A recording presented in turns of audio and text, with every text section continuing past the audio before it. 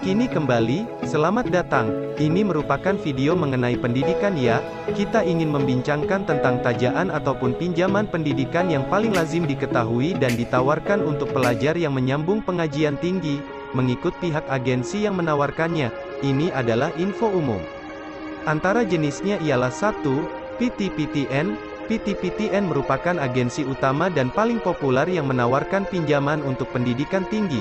Kebanyakan pelajar akan layak memohon pinjaman ini, tetapi ia mempunyai kadar peratus bayaran balik yang lebih dari kadar pinjaman yang dicas seperti kos ujrah atau berbentuk seakan-akan faedah, dan ianya hanya boleh ditukar menjadi beasiswa apabila mendapat CGPA kelas pertama ijazah.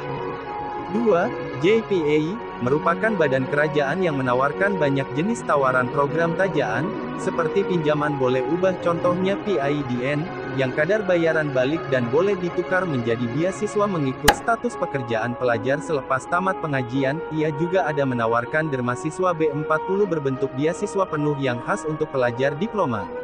3. MARA, ini merupakan agensi yang menawarkan pinjaman pelajaran yang mengkhususkan kepada Bumi Putera. Contoh pinjaman pendidikannya seperti pinjaman boleh ubah TISP MARA, kadar diskon bayaran balik mengikut pointer akhir pelajar. Semakin bagus keputusan akademik semakin kurang kadar bayaran balik. Namun begitu, pelajar yang mendapat kelas pertama masih perlu membayar balik mengikut kadar diskon yang diberikan. 4.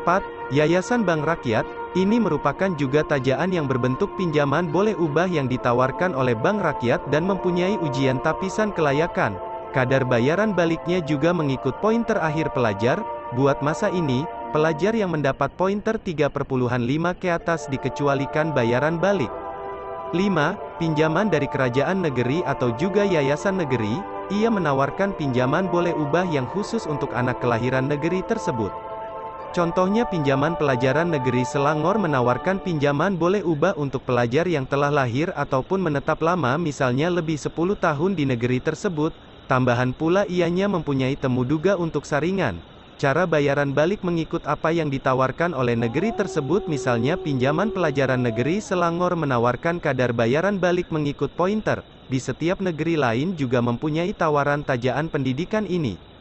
Sebagai nota, kebanyakan tajaan yang tersenarai tadi mungkin tidak menaja untuk sesetengah dan kursus bidang pengajian. Contoh JPA tidak tawarkan pinjaman kepada pelajar bidang pendidikan. Pinjaman pelajaran MARA juga ada kursus tertentu yang hanya layak tamat. Untuk lain-lain, kita bincangkan di lain masa. Sekian, terima kasih dan saksikan di episode yang lain.